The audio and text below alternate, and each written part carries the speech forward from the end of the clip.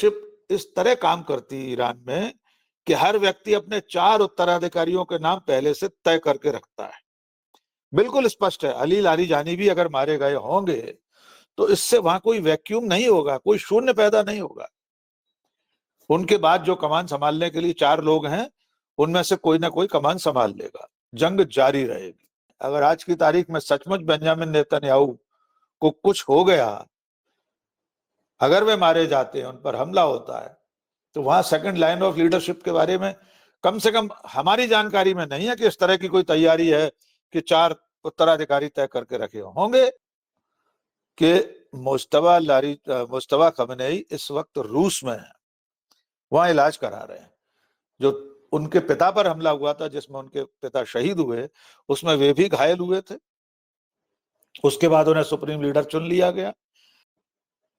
सचमुच में पिछले 5-7 दिनों से बेंजामिन नेतन्याहू दिखाई नहीं दिए हैं। जिस कॉफी शॉप में कॉफी पीते हुए उनका वीडियो वायरल हुआ, उसमें कई तरह की खामियां लोगों ने ढूंढ निकाली कि उस कॉफी के कप में से, ग्लास में से कॉफी पूरी भरी हुई है, छलक नहीं रही बाहर। तो अब एक और एआई वीडियो आ गया जिसमें वे जंप कर रहे हैं, नेतन्याहू फ्लोर पर से जंप करते हुए काउंटर पर जा रहे हैं, फिर नीचे आ रहे हैं, हाथ में वो लिए हुए हैं। वो पूरी तरह एआई है। अगर भारत किसी युद्ध में शामिल हो, हमारी सेनाएं पाकिस्तान के खिलाफ लड़ाई लड़ रही हो, और उस वक्त राष्ट्रीय सुरक्षा सलाहकार, रॉ का चीफ या सेना का कोई पदाधिकारी बड़े से बड़ा इस्तीफा दे दे और ये कह दे कि ये युद्ध बेजा है, गलत है, तब हमारे देश में क्या हालत होगी। हमारे देश में वो देशद्रोही कहलाएगा, गद्दार कहलाएगा। लेकिन अमेरिका में लाख बुराइयों के बावजूद इतनी आजादी तो है कि संसद में खड़े होकर युद्ध के खिलाफ आवाज उठाई जा सकती है। वह कोई देशद्रोही नहीं कहता। उनका आईक्यू लेवल बहुत ऊंचा है। तो जब डोनाल्ड ट्रंप को इतने सबक मिल गए, ईरान की काबिलियत पता लग गई, उसकी रणनीतिक और यौद्धिक क्षमता, बौद्धिक क्षमता सबसे साबका पड़ गया, तो अब इस लड़ाई में उन्हें पीछे हटने का रास्ता ढूंढना है। और इस्तीफा यूं ही नहीं दिया कि हमारे उपराष्ट्रपति की तरह स्वास्थ्य कारणों से इस्तीफा देकर घर बैठ गए जगदीप धनखड़। उन्होंने अपने इस्तीफे में, जोसेफ केंट ने साफ लिखा है कि मेरी अंतरात्मा इस बात की गवाही नहीं दे रही कि अमेरिका को ईरान के खिलाफ इस तरह युद्ध छेड़ना चाहिए था। देखिए, जैसा कि हमने पिछले 1-2 बार आपसे बातचीत में कहा कि डोनाल्ड ट्रंप और अमेरिका इस लड़ाई में हवन करते हाथ जला बैठे हैं। बोलते हिंदुस्तान पे तमाम दर्शकों का स्वागत है। इस वक्त बहुत बड़ा डेवलपमेंट हुआ है, बहुत बड़ा डेवलपमेंट हुआ है अमेरिका के लिहाज से, अमेरिका ईरान वॉर के लिहाज से, अमेरिका इजराइल और ईरान के इस महासंग्राम के लिहाज से बहुत बड़ा डेवलपमेंट हुआ है। अमेरिका में अब इस्तीफे होने लगे हैं इस लड़ाई को लेकर। वॉशिंगटन डीसी के अधिकारी, जी हां, वो अधिकारी जो सीधे तौर पर नेशनल काउंटर टेररिज्म सेंटर की देखरेख कर रहे थे, वो अब इस्तीफा दे रहे हैं। ये बहुत बड़ा झटका डोनाल्ड ट्रंप के लिए है। अंतर्राष्ट्रीय स्थिति अब डामाडोल होती हुई दिख रही है, और ना सिर्फ अंतर्राष्ट्रीय बल्कि अमेरिका के भीतर की स्थिति भी डगमगा रही है।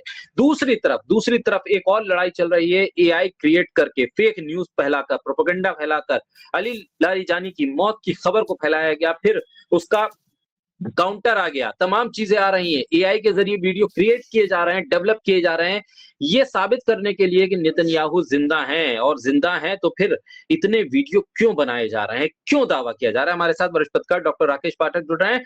राकेश जी, स्वागत है आपका। राकेश जी, सबसे पहले शुरुआत इस इस्तीफे से करते हैं जो बहुत बड़ी खबर के तौर पर सामने आया है। जॉय केंट, जो नेशनल काउंटर टेररिज्म सेंटर के डायरेक्टर थे, वो अपनी पोस्ट से इस्तीफा देते हैं और बाकायदा एक्स पर वो पोस्ट करते हुए ईरान युद्ध का जिक्र करते हैं और उस युद्ध की को एक वजह बताते हैं, और इजराइल के प्रेशर का भी जिक्र वो करते हैं। किस तरह से लेंगे और क्या कुछ है इनके इस्तीफे के पीछे की वजह? देखिए, जैसा कि हमने पिछले 1-2 बार आपसे बातचीत में कहा कि डोनाल्ड ट्रंप और अमेरिका इस लड़ाई में हवन करते हाथ जला बैठे हैं। इजराइल के चक्कर में ईरान पर हमला कर दिया डोनाल्ड ट्रंप ने। लेकिन अब उनकी हालत ऐसी हो गई है कि वे एक तरफ तो ईरान की ताकत की तारीफ कर रहे हैं, ईरान के लोगों की बुद्धिमत्ता, उनके आईक्यू की प्रशंसा कर रहे हैं, दूसरी तरफ अंदरूनी मोर्चे पर वे बहुत बुरी तरह घिर गए हैं। जिस इस्तीफे की खबर हम लोग चर्चा करने के लिए बैठे हैं, जिस इस्तीफे पर, वो बहुत बड़ी घटना है। देखिए, डोनाल्ड ट्रंप के प्रशासन में ये जो काउंटर टेररिज्म सेंटर है, उसके डायरेक्टर जोसेफ कैंट, उनका इस्तीफा छोटी घटना नहीं है। अमेरिका में जनता विरोध कर रही है, सड़कों पर डेमोक्रेट्स विरोध कर रहे हैं, कुछ कुछ रिपब्लिकन्स भी जो ट्रंप की पार्टी के हैं वे भी विरोध कर रहे हैं। लेकिन व्हाइट हाउस के डोनाल्ड ट्रंप की टीम के इतने आला दर्जे के अफसर का इस्तीफा ये बता रहा है कि डोनाल्ड ट्रंप ने एक गलत लड़ाई छेड़ रखी है।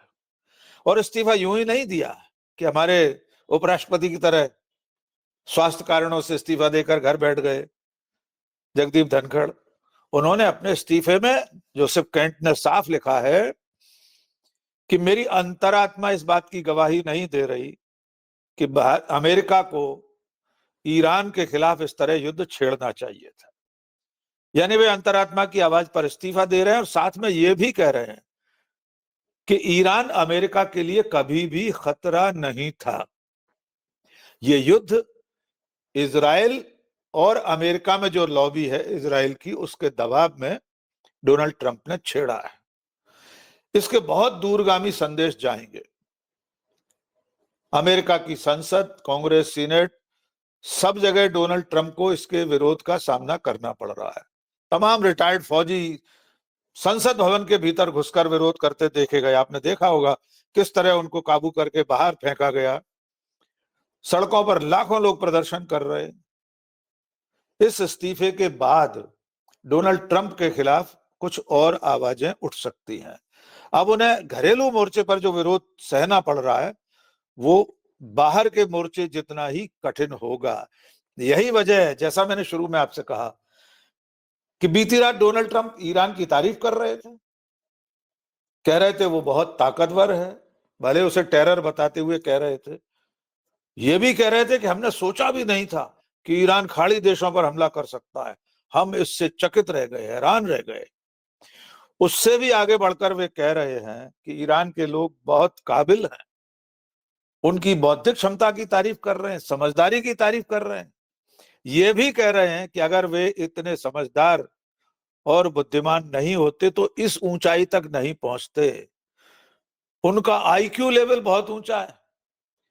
तो जब डोनाल्ड ट्रंप को इतने सबक मिल गए, ईरान की काबिलियत पता लग गई, उसकी रणनीतिक और यौद्धिक क्षमता, बौद्धिक क्षमता सबसे साबका पड़ गया, तो अब इस लड़ाई में उन्हें पीछे हटने का रास्ता ढूंढना है।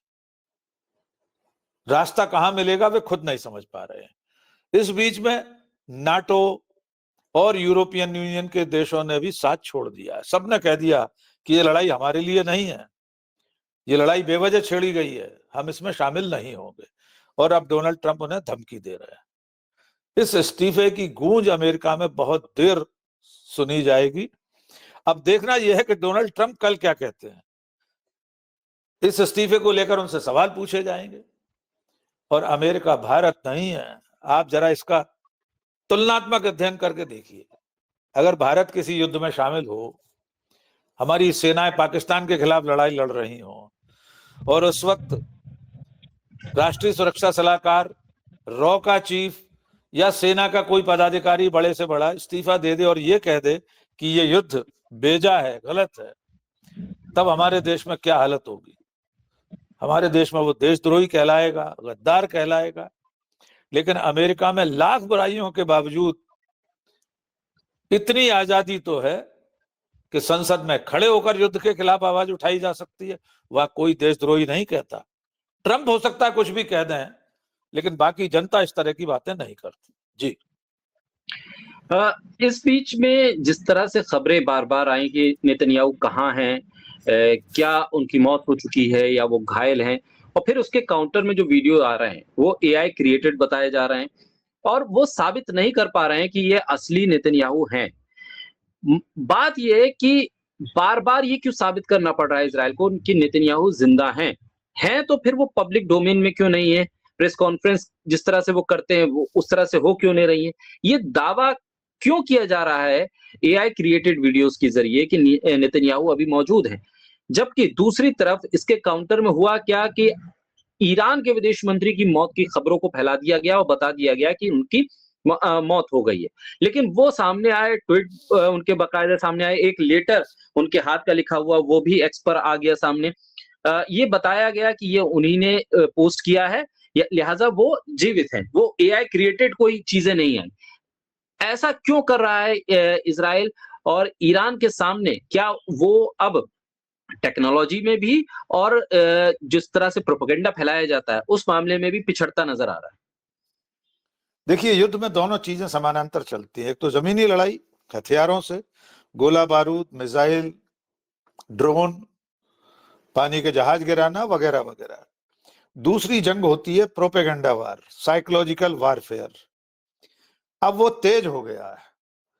एक तरफ इजराइल और अमेरिका का गुट कहता है कि अली लारीजानी मारे गए, मुश्तबा खमेनी की मौत की खबर उड़ा दी जाती है। पहले ट्रंप कहते हैं बहुत गंभीर रूप से घायल हैं वे, फिर पश्चिमी मीडिया कह देता है मुश्तबा खमेनी मारे गए। इसके जवाब में ईरान की सारी लीडरशिप सड़कों पर उतर आती है। बाकायदा वहां के राष्ट्रपति, विदेश मंत्री, रक्षा मंत्री, सारे लोग सड़कों पर हजारों लोगों के साथ पैदल मार्च करते हैं। नारे लग रहे हैं, पीछे मिसाइल गिर रही है और लोग सड़कों पर हैं। यही हाल इजराइल के साथ हो रहा है। इजराइल के सर्वोच्च नेता बेंजामिन नेतन्याहू हैं, स्वाभाविक है ईरान के निशाने पर हैं। ईरान लाख कोशिश में जुटा ही हुआ है, बार बार वो कहता है नहीं छोड़ेंगे। उनके हेडक्वार्टर पर मिसाइल और ड्रोन से हमला हो चुका है। सचमुच में पिछले 5-7 दिनों से बेंजामिन नेतन्याहू दिखाई नहीं दिए हैं। जिस कॉफी शॉप में कॉफी पीते हुए उनका वीडियो वायरल हुआ, उसमें कई तरह की खामियां लोगों ने ढूंढ निकाली कि उस कॉफी के कप में से, ग्लास में से कॉफी पूरी भरी हुई है, छलक नहीं रही बाहर। तो अभी एक और एआई वीडियो आ गया जिसमें वे जंप कर रहे हैं। नेतन्याहू फ्लोर पर से जंप करते हुए काउंटर पर जा रहे हैं, फिर नीचे आ रहे हैं, हाथ में वो लिए हुए हैं। वो पूरी तरह एआई है। सवाल यह है कि इजराइल को यह सब करना क्यों पड़ रहा है? इसलिए करना पड़ रहा है कि सचमुच में उनकी मौजूदगी इस वक्त दिखाई नहीं दे रही। ईरान के नेता तो बार बार यह दावा करने नहीं आते कि वो जिंदा है। अली लारीजानी का जरूर अभी ट्वीट किया गया है, उनकी हैंडराइटिंग की एक चिट्ठी का, लेकिन बाकी तो वे लोग बार बार दावा नहीं करते। मुश्तबा खमेनी के बारे में कुछ नहीं कह रहा ईरान। हमारी सूचना यह है कि मुश्तबा खमेनी इस वक्त रूस में है, वहां इलाज करा रहे हैं। जो उनके पिता पर हमला हुआ था, जिसमें उनके पिता शहीद हुए, उसमें वे भी घायल हुए थे। उसके बाद उन्हें सुप्रीम लीडर चुन लिया गया। अमेरिका कहता रहा कि हमारी मर्जी के बिना वहां लीडर नहीं चुना जाएगा, लेकिन सुन कौन रहा है अमेरिका की वहां? तो इस समय मुश्तबा खमेनी रूस में है, ऐसी खबर है। लेकिन पूरी लीडरशिप इस तरह काम करती है ईरान में कि हर व्यक्ति अपने 4 उत्तराधिकारियों के नाम पहले से तय करके रखता है। बिल्कुल स्पष्ट है, अली लारीजानी भी अगर मारे गए होंगे तो इससे वहां कोई वैक्यूम नहीं होगा, कोई शून्य पैदा नहीं होगा। उनके बाद जो कमान संभालने के लिए 4 लोग हैं, उनमें से कोई ना कोई कमान संभाल लेगा, जंग जारी रहेगी। लेकिन इजराइल के साथ ऐसा नहीं है। अगर आज की तारीख में सचमुच बेंजामिन नेतन्याहू को कुछ हो गया, अगर वे मारे जाते हैं, उन पर हमला होता है, तो वहां सेकंड लाइन ऑफ लीडरशिप के बारे में कम से कम हमारी जानकारी में नहीं है कि इस तरह की कोई तैयारी है कि 4 उत्तराधिकारी तय करके रखे होंगे कोई ना कोई। लेकिन अब ये पूरी लड़ाई अमेरिका और इजराइल पर भारी पड़ती जा रही है। आपने देखा कि कल भी दुबई में इंटरनेशनल एयरपोर्ट पर हमला हुआ, धू धू करके जलता है उसका ऑयल टैंक, ऑयल डिपो। सारे मित्र देश अमेरिका का साथ छोड़ चुके हैं। लंबी फहरिस्तें गिना देते हैं, Germany, Japan, Spain, Australia, Greece, Britain, कोई लड़ाई में साथ नहीं आ रहा। नाटो ने कह दिया कि नाटो के समझौते में तो जो शक्ति नॉर्थ अटलांटिक ट्रीटी ऑर्गेनाइजेशन है, उसकी शर्तों में ये लिखा हुआ है कि कोई भी एक देश अगर हमले का शिकार होता है तो सारे देश उसे अपने खिलाफ युद्ध मानेंगे, लेकिन उसमें यह भी प्रावधान है कि बाकी के सदस्य देश सामूहिक निर्णय से ही किसी सदस्य देश के खिलाफ युद्ध में उसका साथ देने उतरेंगे। तो ऐसा कोई सामूहिक निर्णय नहीं हुआ है नाटो में, नाटो का कोई देश शामिल नहीं हो रहा है इस लड़ाई में। तो अब डोनाल्ड ट्रंप बुरी तरह घिर गए हैं, बस वे कोई रास्ता, कोई बहाना ढूंढ रहे हैं कि कैसे भी इस युद्ध से बाहर आ जाओ। और आखिर में हम फिर दोहरा दें कि ये जो इस्तीफा हुआ है ये डोनाल्ड ट्रंप पर बहुत भारी पड़ेगा। जी, बहुत शुक्रिया राकेश जी, बोलते हैं हिंदुस्तान को समय देने के लिए, हमारे साथ चर्चा करने के लिए बहुत शुक्रिया। शुक्रिया।